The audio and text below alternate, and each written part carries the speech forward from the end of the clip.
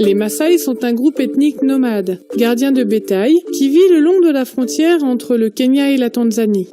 Leurs bêtes sont leur seule richesse, et ils se déplacent de lieu en lieu en cherchant de l'herbe fraîche pour leurs troupeaux. Beaucoup d'entre eux vivent dans de petites maisons temporaires, ou dans des groupes de maisons qu'ils nomment kraals ou bomas. Ces humbles demeures sont souvent faites de branches et de bousses de vache. Mais dans cette communauté, les Maasai ont bâti avec des briques. Ceci est une église adventiste Maasai.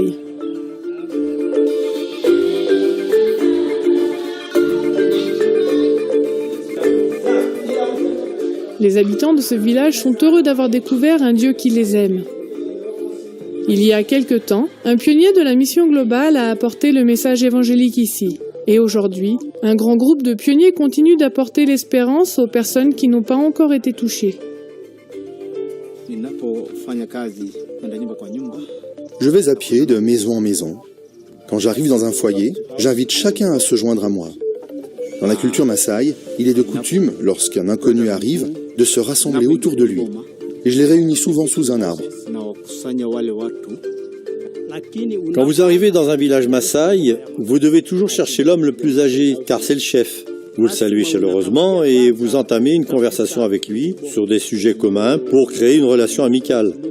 Après avoir été accepté, vous pouvez dire pourquoi vous êtes là. Alors le chef vous donne la permission d'aller de maison en maison et de parler aux gens du village.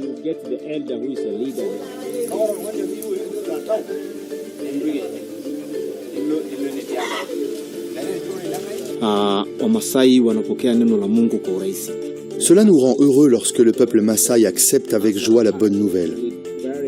Les femmes forment un groupe particulier. Quand on étudie avec elles, elles acceptent souvent la Bible et ses thèmes d'un cœur ouvert. Nous prions ardemment pour les gens avec lesquels nous sommes en contact. Et nous prions pour nous-mêmes aussi, afin que Dieu nous donne, par sa puissance, les capacités dont nous avons besoin, le tact et les talents pour le servir au mieux. Après avoir prié, nous nous sentons assurés que l'œuvre de Dieu remportera du succès.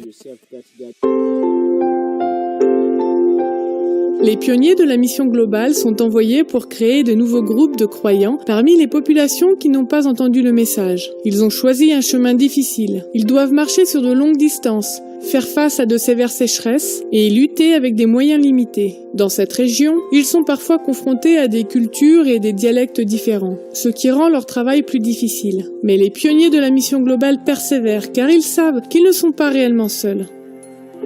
Contrairement à d'autres endroits, ici, dans le nord de la Tanzanie, ce groupe de pionniers trouve de la force en se soutenant mutuellement, en s'encourageant et en vivant d'amitié. Certains de ces hommes ont créé des églises depuis 16 ans déjà, tandis que d'autres sont de nouveaux arrivants. Même s'ils sont différents, ils partagent un but commun. Et quand on leur a demandé qui veut aller au ciel, quand nous pensons à l'avenir de notre travail en tant que pionniers, nous prions pour que notre marche de maison en maison se transforme en un groupe d'études de l'école du sabbat, puis qu'une église telle que celle-ci se construise. Mais en définitive, le plus important, c'est que Dieu prépare les cœurs pour le ciel et qu'il forme les nouveaux convertis à devenir des disciples capables d'en faire d'autres.